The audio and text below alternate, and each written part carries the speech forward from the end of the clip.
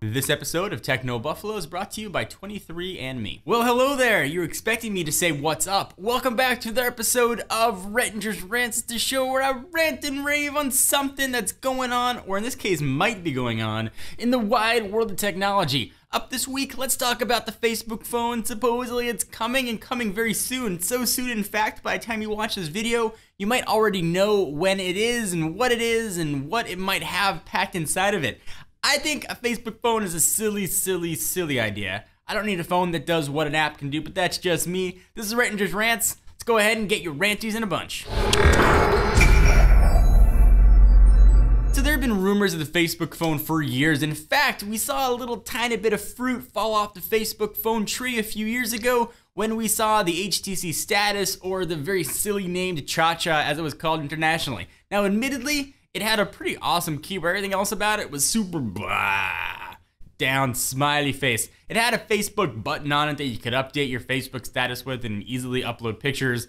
But the Facebook app does that, and Facebook is now really tightly integrated with core OSs, so you can upgrade pictures right on iOS or Android.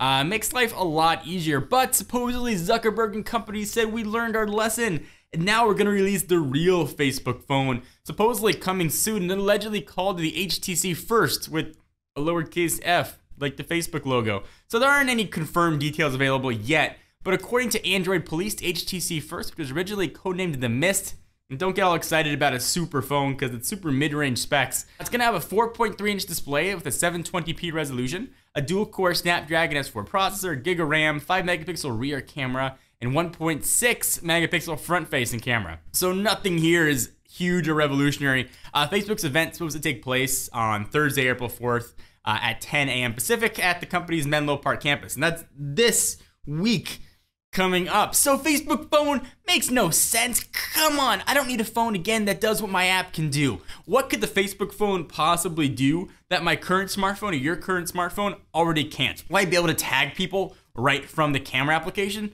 Not a big deal. I'm not buying a phone just for that feature. So what do you do on Facebook? Here are the big ones. So you upload pictures, you tag photos of friends, you stalk people, you look at their news feeds, you check pictures, and you just sort of passively check out what's going on Facebook. You can already do all of that on your phone. Is Facebook going to announce some crazy new feature that only this phone can do? I cannot see any reason to sacrifice every other phone experience to try and just use a Facebook phone. So allegedly it's going to have a crazy Facebooky skin on it. It's going to let you do things very easily. Why not just release widgets that Android users can use?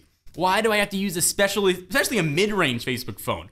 It's going to last you presumably a 2-year contract. Just makes absolutely no sense to me. And I don't want a specialty phone for each app. I don't want an Instagram phone. I don't want a Twitter phone. I don't want a Facebook phone. I don't want a Foursquare phone. I don't want any of those kind of phones. Especially like you don't need one device that just focuses on one thing. They're phones and they're open source, especially if it's going to be based on Android.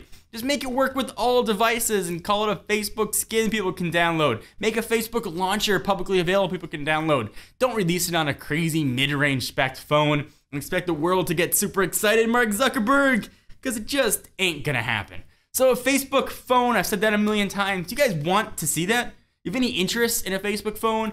Are you all excited and jumping up and down for a Facebook phone like you might be for Google announcing the next version of Android or Apple releasing iOS 7 or the iPhone 5S? I'm certainly not, but I'm getting jaded, so maybe, I don't know, maybe I'm wrong. I want to hear from you. So let me step back from my ranting and my raving to thank our friends and sponsors at 23andMe. So have you ever wondered what you might learn from your DNA? I know that ever since I saw Jurassic Park and that little dancing DNA molecule came up, I've always been sort of curious. 23andMe enables anyone to explore their own DNA. It's kind of neat. So actually, based on a saliva analysis of over 1 million data points in your DNA, customers will receive over 200 personalized reports that cover health risks, physical traits, carrier status for conditions that could be passed on to children, and more. So if you think about having kids, and you might think, oh, grandma, whoever had X disease, you want to know if you might be a carrier for it, can really be a useful tool as you start family planning. 23andMe first offered the personal genome service in November 2007 for almost $1,000 and provided only 14 reports. But today you can get over 200 reports, all for 99 bucks. That's the evolution of technology right there. So it might sound kind of intimidating to have to get your whole DNA sent to you. But 23andMe actually makes the whole process pretty simple. First, you just buy a DNA kit online, then you mail in your saliva sample. Sort of postage is all included. And after a few weeks, you receive over 200 health trait and ancestry reports. So what are you waiting for? Get started. Go check it out at 23andme.com/technobuffalo to learn more. Again, that's 23andme.com/technobuffalo. If you guys agree, disagree, leave your comments down below. Give this video a big fatty thumbs up. We certainly appreciate it. Check us out at technobuffalo.com for latest and greatest tech news. I will see you in the next video.